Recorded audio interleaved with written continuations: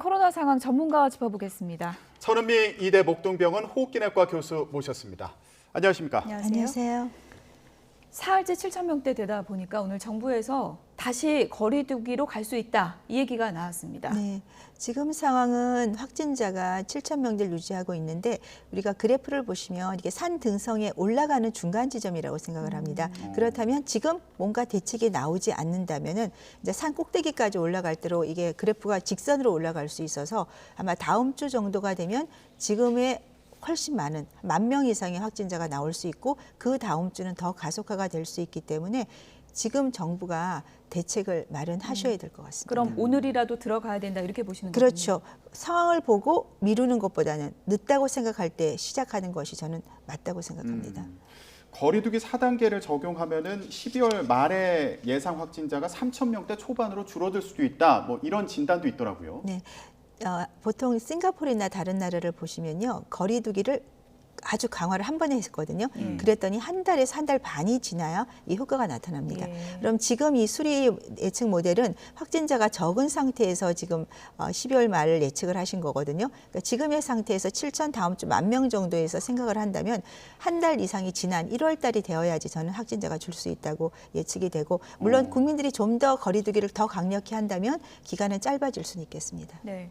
단순히 확진자 수 추이가 중요한 게 아니라 일단은 위중증 환자 수가 상당히 중요하지 않겠습니까? 일상 회복 이후의 상황을 보니까 코로나 발생 이후에 사망자 중에 상당 부분이 이 기간에 몰려 있더라고요. 네, 거의 30% 가까이가 이거 위드 코로나 이후의 사망자입니다.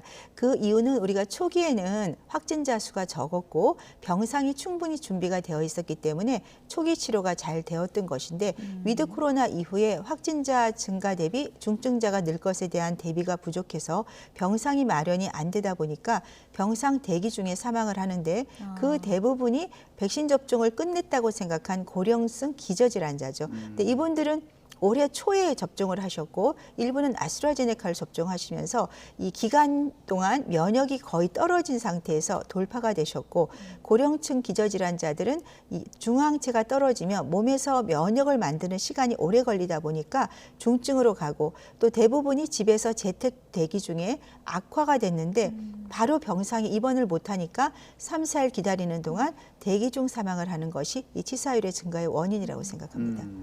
그래서 교수님께서도 나오실 때마다 임시병상 빨리 확보해야 된다 이렇게 말씀하셨는데 정부에서 그 발표는 아직 안 나오고 있잖아요. 이게 뭐 어려운 배경이 있습니까? 어제 아마 좀 얘기를 하셨던 것 같아요. 체육관을 제안을 했더니 체육관은 난방이나 이런 의료 쪽으로 부족하다고 말씀을 하셨습니다. 그렇다면 전 컨벤션을 말씀드리고 싶어요. 컨벤션 센터는 난방이나 모든 게 다 되어 있고 바로 병상 베드를만 갖다 놓고 산소 정도만 쓸 수 있는 공간이고, 의료진이 각 병원에서 모여서 지원을 해서 같이 순환제로 하게 되면 지금의 병상을 기다리다 사망하시는 분들을 저는 충분히 회복할 수 있다고 생각을 하고요.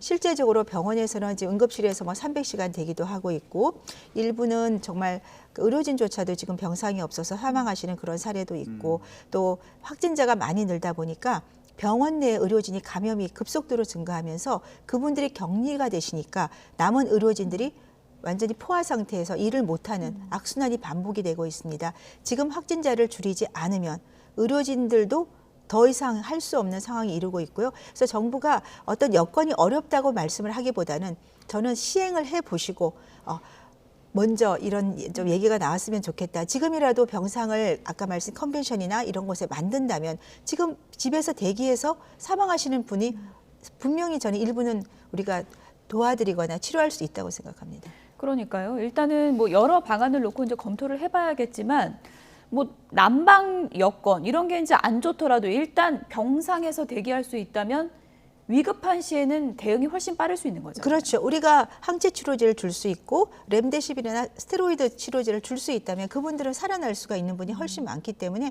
우선 빨리 제안을 드린 거를 한번 실행에 한번 검토를 해보는 게 저는 필요할 것 같습니다. 네. 정부에서 특단의 조치 가능성에 대해서 얘기를 했었는데 오늘 일부 내용이 발표가 됐습니다. 추가 접종 간격을 3개월로 단축하겠다, 이 내용인데 효과는 어떻게 보세요?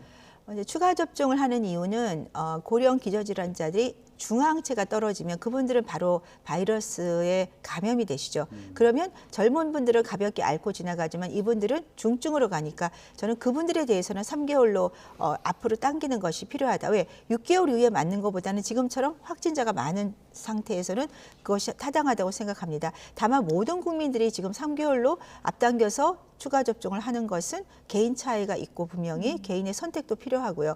부작용이 있던 분들은 못 맞을 것이고 부작용이 전혀 없던 분들은 본인이 원하면 맞으실 수가 있다고 생각합니다. 지금 해외 같은 경우에는 석 달인가요? 간격이 한 6개월 네, 석 아닌가요? 달로 원래 6개월이었는데 지금 확진자들이 많이 늘어나니까 3개월로 이제 앞당겨서 실행하는 나라들이 상당히 있습니다. 특히 영국 같은 나라는 현재 5만 명이 아직도 나오고 있기 때문에 네, 아마 접종을 당기는 것 같습니다. 교수님 효과는 어떨까요? 뭐 데이터를 봐야겠지만 6개월에서 석 달로 앞당기면 부스터 효과가 더 많을까요? 그거는 아니고요. 3개월로 당기는 것은 6개월 정도 되면 항체 효과가 거의 안 보이거든요. 그런 경우는 감염이 되면 굉장히 위험하죠. 근데 3개월 정도는 아직 항체가 남아있는 상태에서 부스터가 들어가게 되면 부스터가 굉장히 이제 중항체를 한 번에 많이 수십 배 올리는 걸로 되어 있거든요.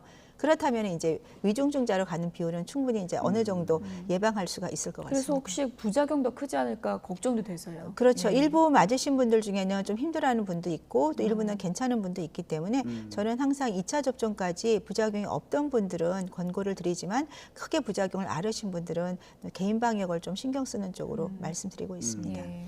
교수님, 이렇게 추가 접종 간격을 조금씩 앞당겨 오고 있는 상황이잖아요. 그러다 보니까 이거 나중에는 한 3개월에서 뭐 6개월 간격으로 계속 백신 접종 추가로 해야 되는 거 아니냐 이런 걱정하시는 분들도 있을 거거든요. 어떻습니까? 네, 그래서 추가 접종에 좀 회의를 가지실 수도 있는데요. 그래서 아마 그 백신 개발 회사에서는 지금 전체적인 다가 백신이라고 그러죠. 그러니까 여러 개의 변이를 한 번에 막을 수 있고 또 기간도 오래 갈 수 있는 그런 백신을 이제 개발하고 있고 아마도 지금 내년 정도가 되면 많은 분들이 백신 접종과 더불어서 이런 자연 면역, 감염이 된 면역, 그다음에 오미크론처럼 이렇게 조금 독성이 약화된 바이러스에 감염이 되면서 스스로 면역을 앓게 되지 않을까. 그렇기 때문에 뭐 3개월, 6개월 간격으로 매번 맞지는 않을 것으로 저는 기대를 하고 싶습니다. 예, 이것도 좀 시간이 지나봐야 정확히 그렇습니다. 저희가 파악할 수 있는 네. 부분인 것 같고 안타까운 소식이 최근에 이제 사망하시는 분들이 많다는 것도 참 안타깝지만 3살 아이가 또 네. 사망자 중에 포함이 됐더라고요.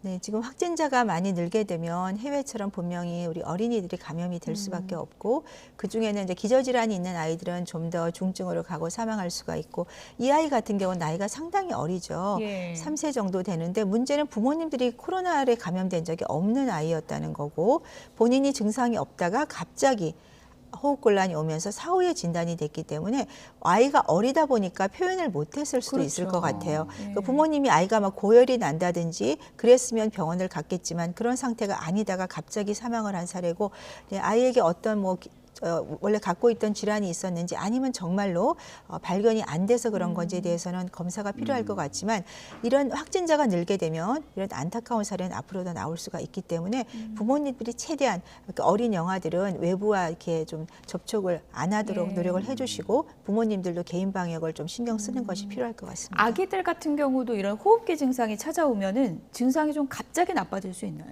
원래 아이들은 면역이 활발하기 때문에요. 바이러스가 들어오면 고열이 굉장히 잘 납니다. 그래서 38도, 40도까지 나도 아이들은 견뎌내요. 그게 바로 몸에서 활발한 면역이고 그렇기 때문에 아이들은 성장을 하면서 영아들은 위험하지만 1살 이상이 된 영아들은 이제 성장을 하며 점점 면역을 길러가는 과정 중에서 웬만한 바이러스는 이겨내는데 네. 이 코로나 바이러스에는 지금 아이가 이런 문제가 발생했고 이 아이들 같은 경우는 저희가 잘 좀 확인을 해서 예. 앞으로는 이런 안타까운 사례가 생기지 않도록 조처를 해야 될 것 같습니다. 네.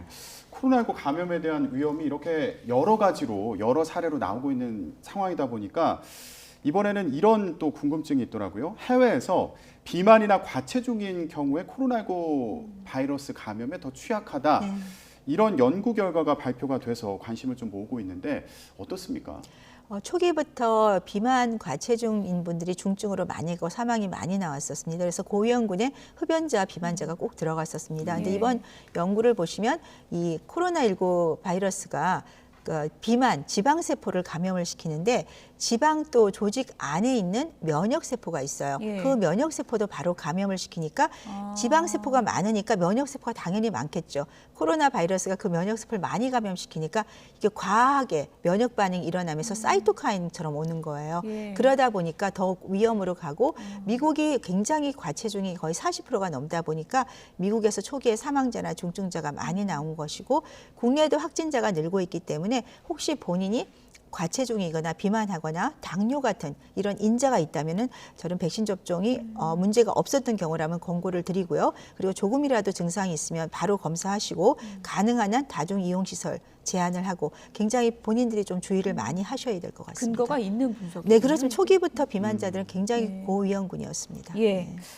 체중 관리도 좀 해야 그렇습니다. 되겠네요. 코로나 막으려면. 예. 예, 여기까지 듣겠습니다. 천은미 이대목동병원 호흡기내과 교수였습니다. 고맙습니다. 감사합니다.